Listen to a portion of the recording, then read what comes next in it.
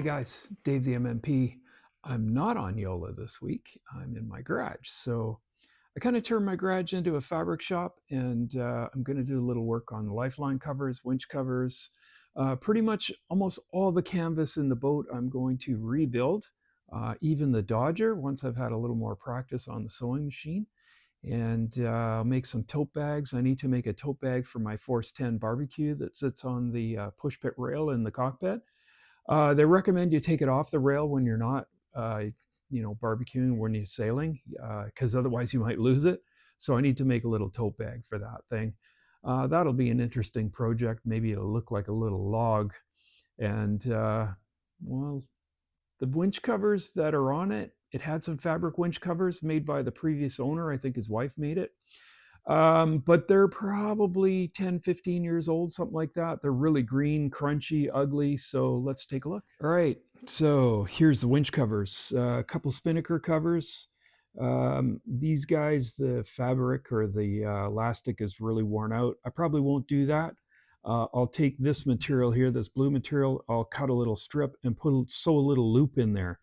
And then I can attach a shock cord. And if the shock cord goes limp, then I can change the shock cord. But this thing, they basically sacrificed the elastic, and then you can't really do anything with it other than cut it off and sew another piece on. So you can see what I mean. Like they're already starting to produce some holes here. This one's got a hole in the top. And these were for the foresail, for the Genoa. Same thing, the elastic that holds them on is really worn out. This is for the little number 7 winches that are on the coach top for the main halyard. And also the lifeline. So I need to do, here's the lifeline. Was just basically, it's just a tube that goes across the top of the lifeline. It's really green and it's faded, had a little loop in the end. So what I did was I cut it in half so that I could open it up. So when I open it up and I check the seam allowance, it's 8 1/4 inches. So I've already marked my material here. I've got a line right here, and I've got a piece 8 1/4 here. This piece is 8 1/4. It's 5 feet long, and it goes on this tube. So I bought some new foam, rubber foam that goes on the plastic tubes. These go on the top lifeline in the cockpit. So if you do lose your balance, you can grab a hold of it, and this is a really nice kind of thing to grab onto as opposed to a little cable. So here's the other piece of it here that I cut off. It had a little pocket in the end, so they had a little zip tie in the end that kind of held it tight on the end of the lifeline tube, and it stopped this from squeezing out past it. So I'll do that also. And I got a couple of yards of this material that I got from Sailrite. It's Pacific Blue. I really like this color. So most of the boat right now is, well, the boat's all white. It does have some gray paint on it. It's got some gray anti-slip. Probably what I'm going to do is wipe that down with alcohol, maybe put a primer on it and repaint it blue. I'm hoping to have the whole boat white and blue. And I do have some more material here. I need to make a little tote bag for my Force 10 barbecue that you guys saw in the previous video. So they recommend when you're sailing and you're not barbecuing to take it off the rail. So I'll make a little tote bag for it, put it in the tote bag. It'll go in the lazarette when I'm not using it. When I'm at anchor, I'll just pull it out. The other thing I thought about doing was maybe getting this top piece embroidered, SV Yola. So I might get the name of the boat put on there. If these do blow off when I'm in an anchorage somewhere, somebody finds them, they'll see the name on it, and hopefully they'll return them or let me know they found them. So after I get all of this stuff marked out and cut out, I'm going to put my heavy duty Singer. I've got a heavy duty Singer sewing machine. It's not a walking foot machine, but it's made for heavy duty fabric like this. So I'm sure I'll have no problem sewing 2 to 4 layers of this material. This is what do you call this? Sunbrella. And I got it from a company called Sailrite in the US. There's another product like this called Sattler. And it's quite a bit less expensive than Sailrite, than Sunbrella. But everybody kind of refers to this material, which is a waterproof marine fabric, as Sunbrella. So let's see what all these pieces look like when I get them all cut and start sewing. Okay, everything has become a little bit blue in here. So winch covers, um, interesting. You take a rectangle and then you sew a hem on it, and then you try and sew a circle around the top. Not so easy. You know, I looked at the sample that I had. The company that built the Dodger, of course, these guys are professional sewing operators, but you know, even I looked at this. This was the old Lifeline cover.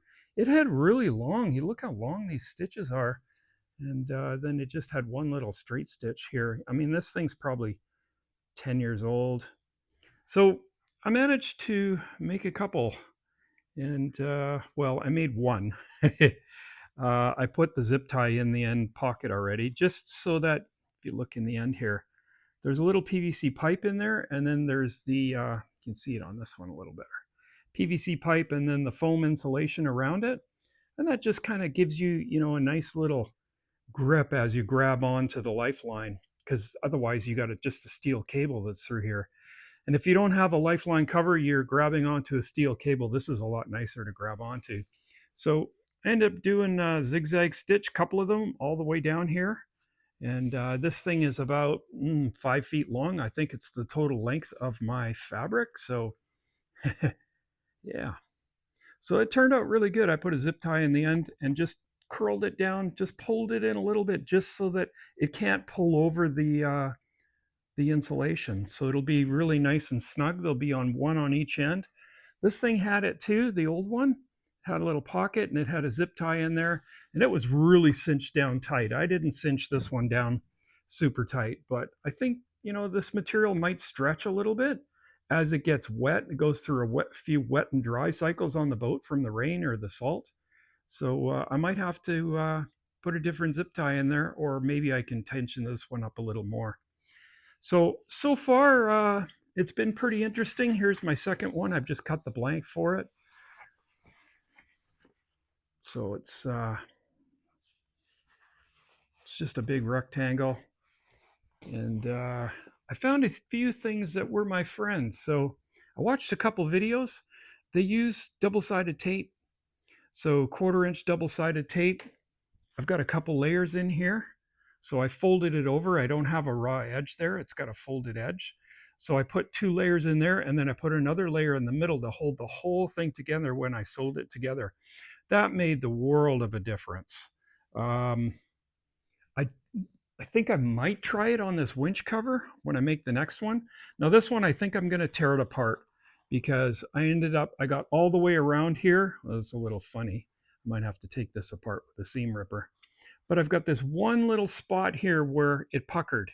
So when you turn it the other way, it looks kind of funny on the outside. So I'll probably just use that as a learning experience, and I'll have to make some more. Here's a couple more rectangles cut and the circles that are cut for the top of the winch covers. And it's pretty interesting when you go to sew those onto the rectangle. You're kind of trying to figure out how to get it all spooled up in here and not let it move. So maybe I'll try the tape on the winch cover. That might work. Seems to work on long flat areas. So this is the Singer Heavy Duty. I think it's a model 452, something like that. It doesn't have a very big throat on it. I mean, it's meant for sewing jeans and garments and things like that. So it's a little interesting when you try to put something a little bigger in there, like a large winch cover. But doing the Lifeline, that was just fine. So I'm going to continue on. I am planning on making a sail cover for my main boom. And so when I go to do the sail cover, I don't know how it's going to fit through there. I might have to roll it all up and try and get it through the throat of this little Singer. It's not very big. I know there are some walking foot machines and they advertise, you know, the throat depth.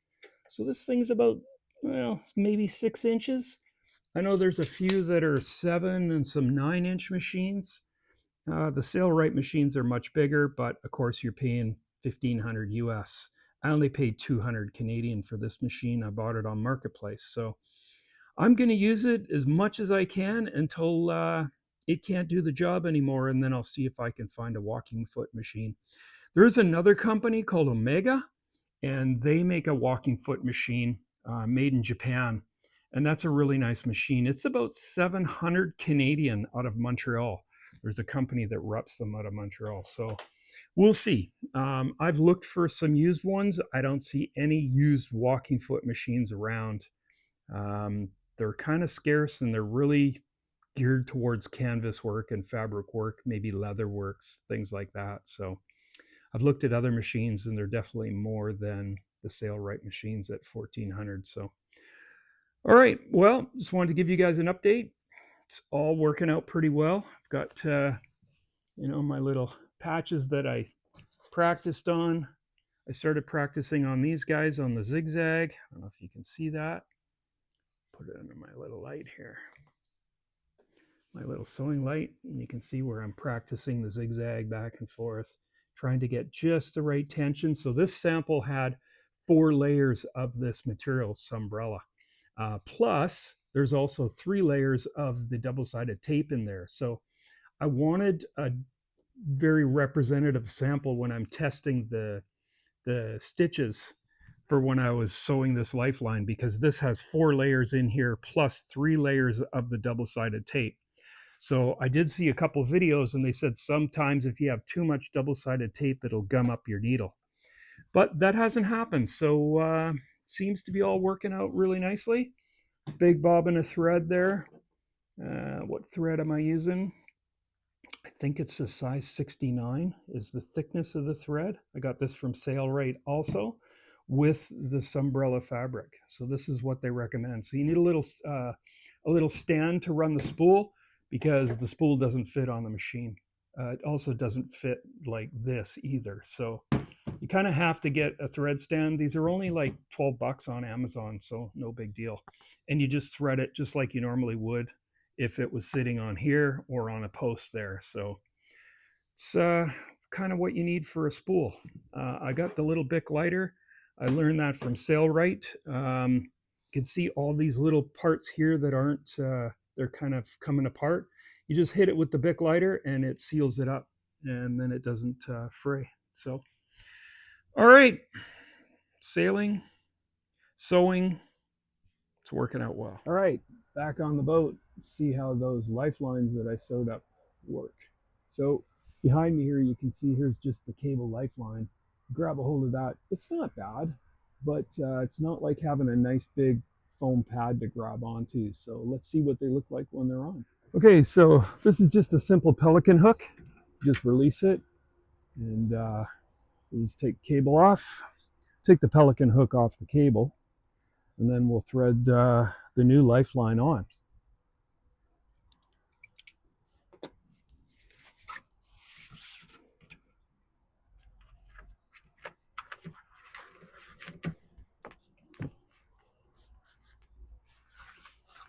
Okay, not going on with the nut. I'll have to put the nut back on.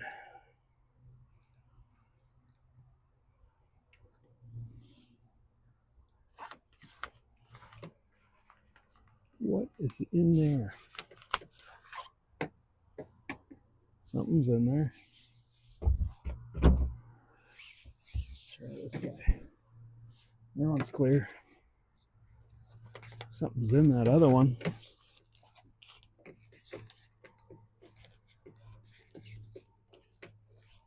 I don't know what's in that other one. We'll find out.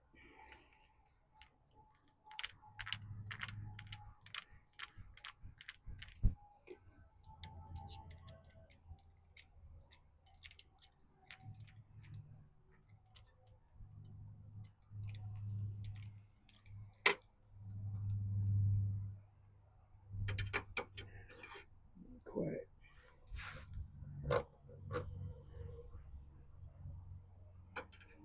You want this nice and snug.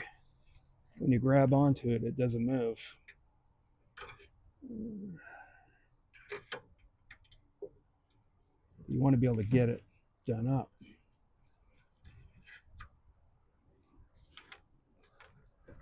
Okay, well, That's a hell of a lot better than what was on there. Okay, one done. Do the other one, and then I'll have to make 2 more for the lower. I don't know where the lower ones are, but I don't think the lower one is that important, because when you're walking around the boat, you're going to grab onto it. You're going to grab onto the top one. You're not going to grab onto the bottom one, unless maybe you're sitting and want to use it to pull yourself up. But let's take. Okay, here's my original coach top winch cover. This one's actually, I don't know, it's old, it's pretty ugly. It's not very gray anymore. It's kind of, ugh. And here's my new blue one. This is the one that I messed up. I had a little issue trying to sew it and didn't sew so good, but I'm happy with the fit. It's actually just a tiny bit big. So I don't know if it's going to shrink over time, but I'll end up putting the little strap inside anyway. So I think that's probably fine. So I kind of like the blue with the gray on the lifeline. And eventually I'll probably paint this gray color. I'll probably paint it blue. So I think so far I'm getting the hang of the sewing. You can see the Dodger in here. This Dodger is, it's got a zipper on the back here because there's another section that goes out over the back of the boat. But there's a lot of stuff going on here. You know, there's windows, zippers, and tension rods. There's another tension rod here where there's a loop. This rod goes in here and keeps the top of the Dodger really tight. So I don't know if this is something I want to tackle. It's quite a job to build this thing. I did get a quote to build a new Dodger from the company that built this one originally, and I think they quoted me about $6,000. So maybe there's someone else around that can build me a new Dodger for a little less money than that. Okay, guys, that's it for me with the sailing and the sewing, and a few more videos, maybe on some sewing. I don't think so, but I got a few more things to sew up, and I'll probably build all kinds of things on that sewing machine. So stay tuned, give me thumbs up, and subscribe up here, and I'll see you guys next week for some more DIY sailing fun.